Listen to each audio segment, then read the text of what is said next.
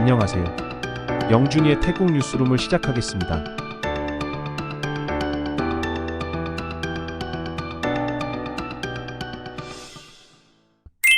치앙라이 지역이 집중호우로 인해 메사이와 위앙팡컴 지역의 약 1200가구 90여 개의 상점이 침수되었습니다. 당국은 주민 대피 및 피해 복구 작업을 진행 중이며 전기 공급이 중단된 상황입니다. 현재까지 사상자는 보고되지 않았으나 추가 피해 우려로 인해 경계가 강화되고 있습니다. 방제당국이 6개 지역에 급작스러운 홍수와 산사태 위험을 경고했습니다. 치앙라이, 람푼, 람빵, 나콘시탄마랏, 크라비 등 지방에서 주의가 요구되며 단기적인 홍수와 토사 유출 위험이 높다고 밝혔습니다. 당국은 위험지역 주민들에게 정부 지침을 따르고 침수 지역의 전기 안전과 이동 시 주의를 당부했습니다. 재무장관이 9월 20일부터 약 1,450만 명의 취약계층에게 디지털 월렛 만바트를 먼저 지급할 것이라고 발표했습니다. 이 대상에는 저소득층과 장애인들이 포함되며 1,350만 명의 복지카드 소지자와 220만 명의 장애인이 혜택을 받습니다. 이는 정부의 새로운 경제 정책의 일환으로 투자자들의 신뢰를 강화하는 데 기여하고 있으며 향후 경제 성장에 긍정적인 영향을 미칠 것으로 예상됩니다. 아누틴 내무장관이 정부가 의료용으로 엄격히 통제된 대마초 법안을 추진할 것이라고 밝혔습니다. 그는 이를 통해 국민 건강과 의료 목적을 우선시하는 규제가 마련될 것이라 강조했습니다. 또한 경제 활성화 방안으로 엔터테인먼트 콤플렉스 도입을 검토 중이며 이를 통해 관광객 유치와 일자리 창출에 기여할 것이라 설명했습니다. 정부는 이러한 정책을 9월 12일과 13일 의회에서 발표할 예정입니다.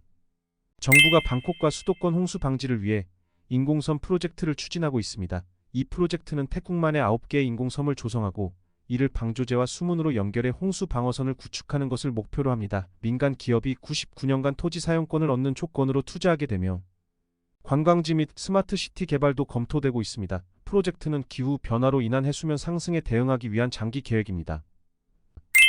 안보 전문가인 파니탄 교수가 탁신 전 총리가 인도네시아 차기 대통령을 자신의 자택에서 맞이한 것과 관련하여 양국 관계의 복잡성을 초래할 수 있다고 우려했습니다. 이러한 비공식 방문이 외교적으로 드물며 정치적 민감성을 고려해야 한다고 지적했습니다. 특히 미얀마 문제와 같은 복잡한 상황에서 이런 비공식적 만남은 오해를 불러일으킬 수 있다고 덧붙였습니다. 재무부가 엔터테인먼트 복합단지 법안 논의를 연기했습니다. 원래 9월 10일 관련 회의가 예정되어 있었으나 새로운 정부 구성과 고위 공무원 임명이 완료될 때까지 연기되었습니다. 이 법안은 종합 오락시설 사업을 다루며 최근 8월 18일 공청회를 마쳤습니다. 향후 정치적 인사들이 모두 임명된 후 의견 수렴 과정을 거쳐 법안이 내각에 다시 제출될 예정입니다. 태국 상공회의소가 정부에 경제 회복을 위한 5가지 단기 대책을 제안했습니다. 주요 내용으로는 예산 집행 촉진, 취약계층 지원, 저질 수입품 규제, 관광산업 활성화 그리고 고부가가치 농업 육성 등이 포함됩니다. 또한 중국과의 협력을 통해 무질서한 수입품 통제를 강화하고 온라인 플랫폼 과세를 촉구했습니다. 이를 통해 경제 성장률을 5%로 끌어올리는 것을 목표로 하고 있습니다. 한 틱톡 유저가 태국에서 일하는 미얀마인 노동자들의 아이들이 자동으로 태국 국적을 얻는다는 주장을 했고 사회에 큰 논란이 생겼다고 합니다. 사회개발부 장관은 아동권리협약 제22조 기본적인 교육과 의료 등의 보호를 받을 권리만 포장되고 국적을 받는 것은 아니라고 밝혔고 해당 콘텐츠 제작자는 정보 오류를 인정하고 사과했습니다. 새로운 전기차 MPV 모델인 BYD M6를 출시했습니다. M6는 6인승으로 설계되었으며 2가지 모델이 있습니다. 다이나믹 모델은 55.4kW 배터리로 최대 420km 주행 가능하며 엑스텐디드 모델은 71.8kW 배터리로 최대 530km 주행이 가능합니다. 가격은 각각 829,900바트와 929,900바트로 책정되었으며 9월부터 태국에서 판매됩니다. 방콕 동부에 위치한 스리나카린 지역에 첫 번째 전기차 쇼룸 지커하우스가 공식 개장되었습니다.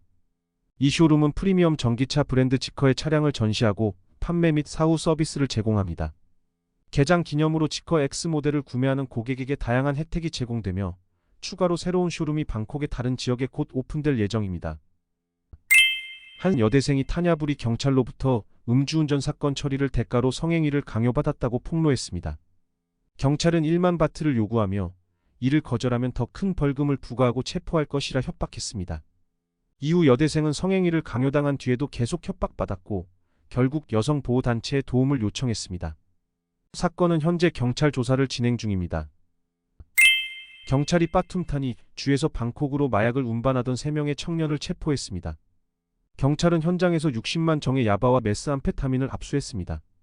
체포된 이들은 마약 운반 대가로 5만에서 10만 바트를 받기로 했다고 진술했습니다. 경찰은 이번 사건의 배후 조직을 추적 중입니다. 이상 명준이의 태국 뉴스룸을 마치겠습니다. 감사합니다.